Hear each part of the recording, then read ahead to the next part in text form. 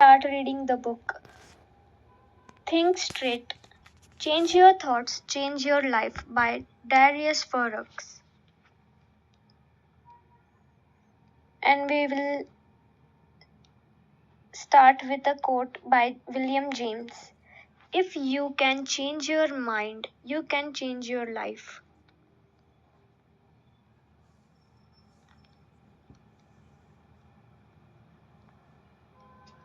We should start with the first title. You become what you think.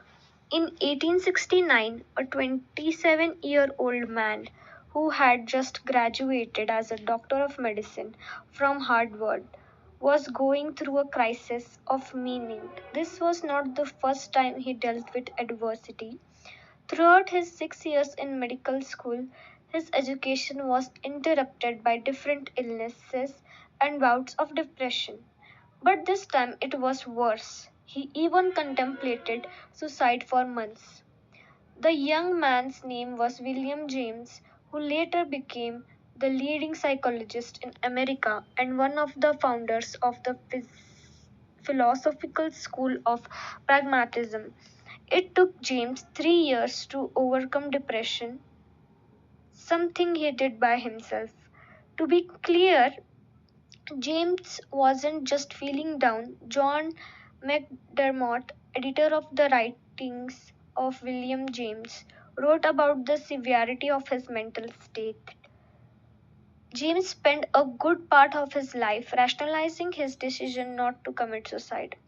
During this time, James also had panic attacks and hallucinations. This wasn't new to him. His father faced the same agonizing things years before him. This feat made James believe that his condition was biological and therefore something he couldn't overcome. But in 1870, James made a psychological breakthrough after reading an essay by Charles Renouvier, a French philosopher. In his journal, he wrote, I think that yesterday was a crisis in my life.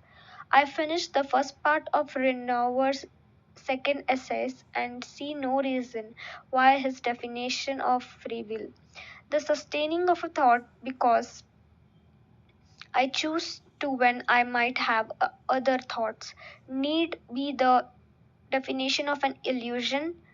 At any rate, I will assume for the present until next year this is no illusion. My first act of free will shall be to become in free will. This realization is at the core of pragmatism, the school of philosophy that James and Charles Sanders Peirce founded years later. James realized that we have the ability to choose one thought over the other. In other words, we can control what we think. However, James doesn't say we can control our consciousness. When we sit down and observe our thoughts for a few minutes, we will notice that a lot of things will flow through our mind. The thoughts are just there, nothing we can change about that. But since we have free will, we can decide which thoughts we focus on. Hence, we can influence the direction of consciousness. This realization is critical to the way we live.